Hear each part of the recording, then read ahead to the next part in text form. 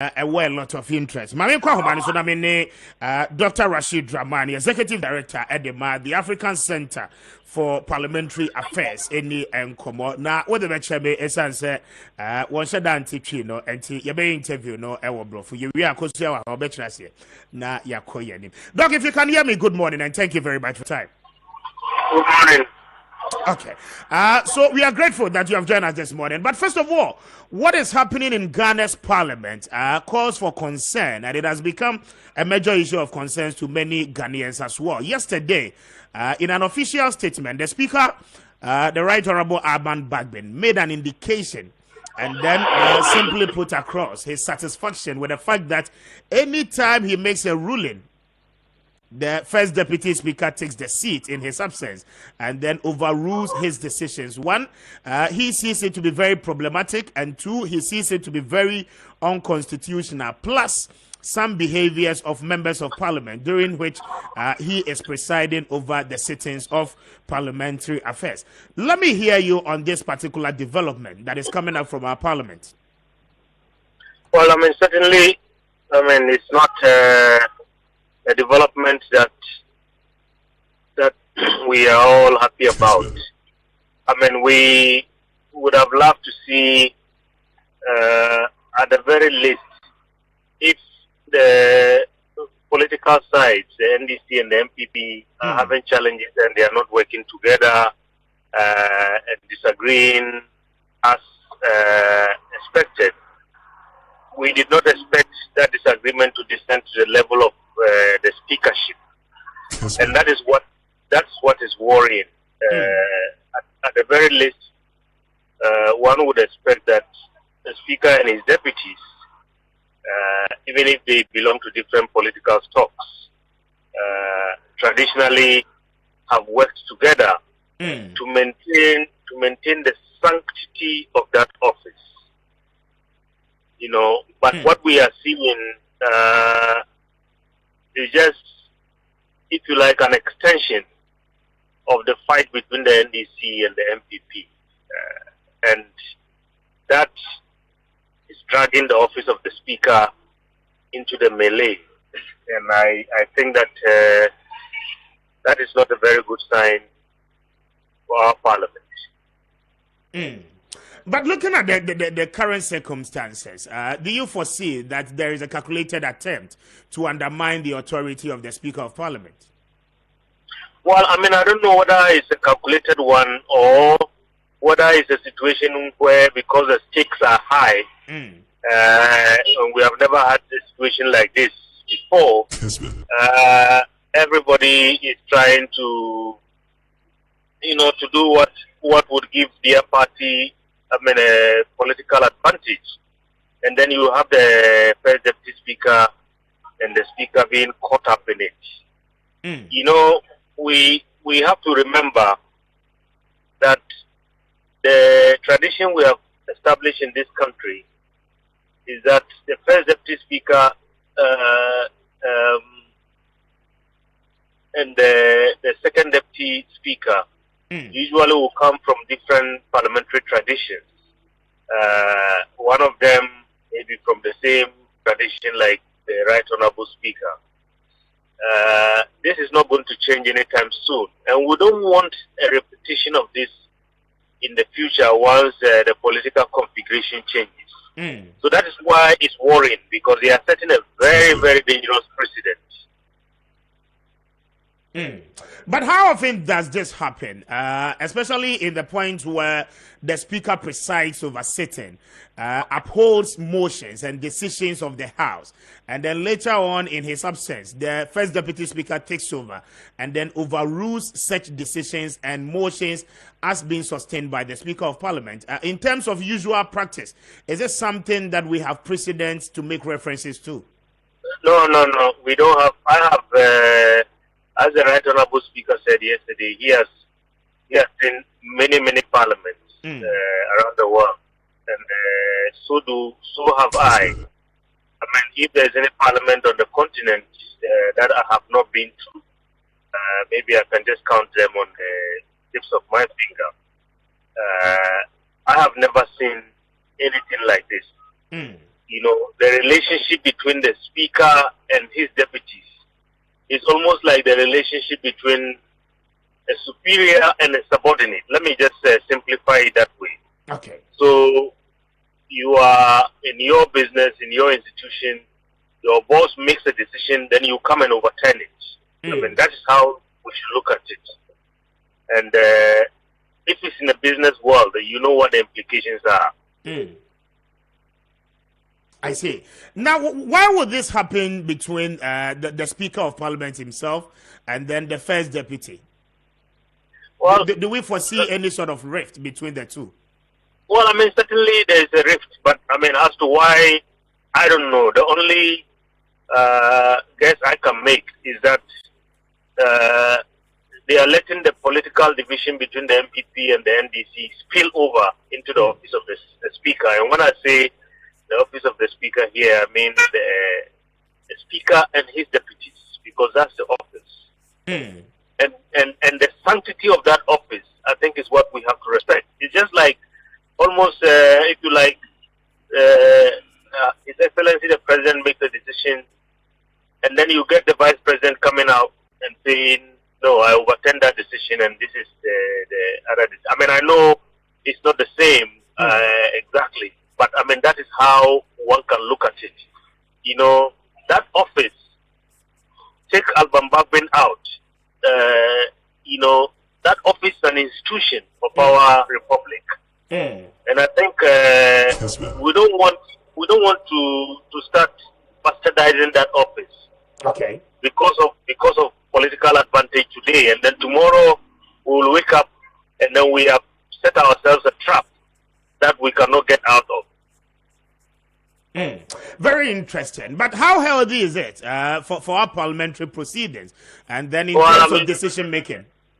Well, certainly not healthy at all, because we saw this happen the first time, and then we thought that that was going to be corrected. But we are seeing it happening again, and there's a likelihood that it will happen maybe a third time. So it's not healthy. It's not healthy for our parliamentary democracy. But I mean, for me, the angle from which I look at it is,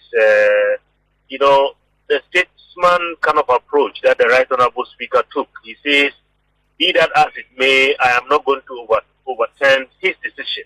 Okay. I am going to try and find a way for me and my deputies to devise mechanisms to at least work together, which I think is a good way of looking at it. And I just hope that this kind of reconciliation that the Speaker has extended would be received by his deputies, and they would also think in the same way. Not in a confrontational way, but rather in a way that unites our parliament. Yesterday, the Right Honorable Speaker made a comment, and he says members of parliament must be mindful of the temperature, the political temperature of this country. Yeah. And for me, I would extend it to say they must be mindful of the political temperature of our sub-region. I mean, if we are not careful,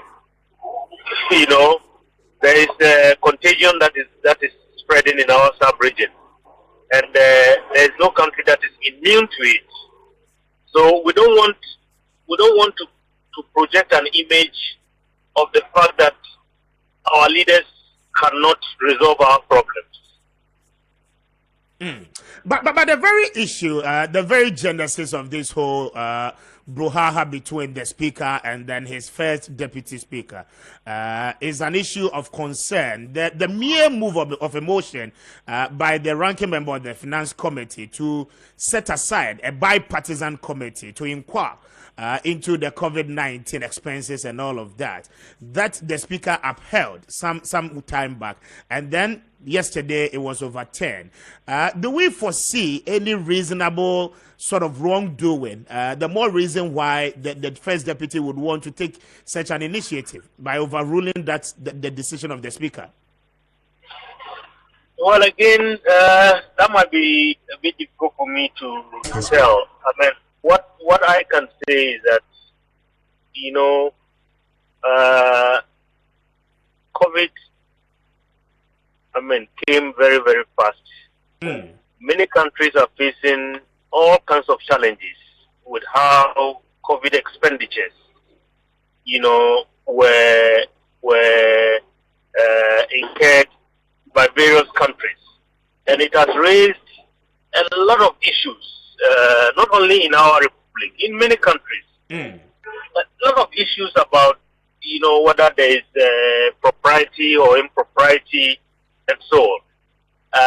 You come to our republic, this is a matter of a lot of public interest. Mm. Matter of a lot of public interest. So I would have thought that, I mean, given the level of public interest in this matter, members of parliament, including the right, honorable speaker and his deputies, will be very, very careful in handling this matter. Kessben. To not give an impression that somebody is being shielded. Mm. But right now, if you break it down, that's the impression that is being created. Okay. Because any member of parliament has the right to bring a motion. You and I in this republic, there's nobody that is beyond the reach of parliament. Parliament can call anybody in this republic to come and answer. And so, if members of parliament get up and say, well, maybe this is an issue of concern, our constituents, and so on and so forth, we want a discussion on it. I think if there's nothing to hide, let the discussion go on and let people go and clear their names. Yes, but the majority leader disagrees with that, because it tells you again that there are procedures and processes to follow in terms of law and then in terms of parliamentary practice. And so the 2021 budget captures the full details of expenditure made in 2020 in regard to what we did with COVID-19 funds. And that, if you want to know the 2021 expenditure, you can make references to the provisions made with the 2022 budget. And so that procedure needs to be followed through to be able to know the expenses. No, that is not enough. That is not enough. In a parliamentary democracy, individual members, committees, in fact, where things work very well and where standing orders give committees a lot of powers, committees have the power of initiative. So despite whatever is happening, of course, not to go against the constitution, they have the power to say, look, this is something that is happening in our republic, and even if it's not referred to us by the House or by the Right Honorable Speaker, we want to look into that matter. And I mean, in our country, the standing orders usually do not allow that. I mean, matters have to be referred to a committee, and that is something that is, I mean, we are trying to see if it could be changed so that committees can have the power of initiative. But individual members have the power of initiative. If any member feels that there is something that is, not clear, yes, the budget is there. Maybe they looked at the details of the budget and they did not find the answers that they are looking for. So, for me, to jump, behind the law, and that is what is killing our country. Yeah, but Doc, even up to the point where the Auditor General will later on equally do a better analysis of the expenditure and then probably find out if there was some sort of wrongdoing. At a time, that particular report will equally be recommended to the privileges, the committee that is supposed to see into all these matters in Parliament. So a better explanation can be given to the expenditures made at that particular level in terms of parliamentary affairs. Have you ever heard that, any big profile prosecution has taken place in this country as a result of the work of the Auditor General? Maybe you know and I might not know. Not as much as I know. In 2007, I was behind the work that the Public Accounts Committee is doing now, opening up to the public, this public hearing and so on. Okay. At that time, we wanted to create a deterrent in the eyes and in the minds of public servants. And we succeeded in doing that. The second objective we wanted is to make sure that anybody who was found to have breached the law in terms of going beyond their mandate, Kessben. those people are prosecuted. I think Parliament has woefully failed on that count. Of course, I mean, there's the argument that Parliament doesn't have prosecutorial powers. Yes, that is the But angle I was if- coming from.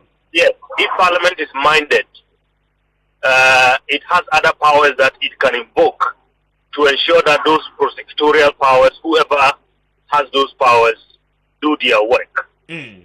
So the point I'm making here is that over the years, reliance on the Auditor General's report has just been a fanfare, and I think that that is not enough. Okay, so you agree with the Honorable Ato Forsen when he says that he's going to take up the initiative to raise back the motion in the plenary. You agree with him on that? I don't agree or disagree with anybody. All I'm saying is that, whatever it is, we need to make sure that our resources are properly used. Nobody should be shielded. We shouldn't send any message that somebody is being protected and so on and so forth. At the same time, if the other side is, doing things in a wrong way, I believe there are better mechanisms to sort these issues out amongst themselves rather than coming to embarrass the institution. Before our very eyes, before the eyes of all of us. Very well. Now, to wrap it up with you, I want your view on the brouhaha surrounding the Honorable Sarah Adjo Asafo. On that matter, let's step back a little bit and ask ourselves this very important question. Would we ever have a democracy without representation? No. So the very essence of the fact that a country is called a democracy revolves around the issue of representation. And representation is, if you like, manifested in two different ways. The first is members of parliament working very closely at the constituency level, taking the interests of their constituents and so on, and trying to feed that into the policy process, which brings to the fore the second way in which representation is manifested. That is members of parliament showing up on the floor of the house and doing the work that we hired them to do.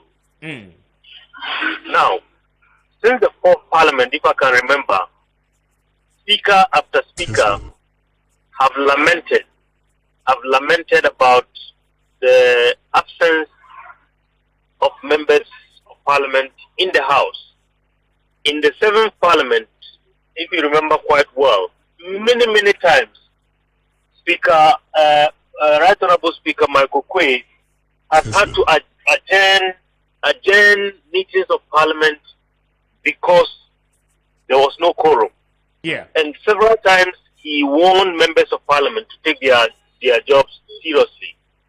In the sixth parliament, Right Honorable Dua Jaho on many occasions had these same lamentations. In the fifth parliament with Right Honorable Bamford Addo, it was the same. I can continue to go on and on and on. What we haven't been able to do as a country is to make sure that those who were found to have contravened the constitution and the standing orders were made to pay for their actions, as happens in other parliaments. So over the years, this has been the bane. And you reduce it to the barest minimum. We, the constituents, are shortchanged. Our country is shortchanged because people don't show up for work and they take salary and so on and so forth. So what should be done to curtail the challenge? Now, the absence of the honourable member is biting the majority, particularly where it hurts so much, and that is why we are hearing even members from the majority coming out and saying this must stop. So I think the standing orders and the constitution, they are all very clear about what needs to be done. We don't need any new law. We don't need any new rule. Parliament just has to act. Because, see, in our country, if we compare ourselves to, let's say, the countries of, what do you call it, East Africa, I will take the example of Kenya.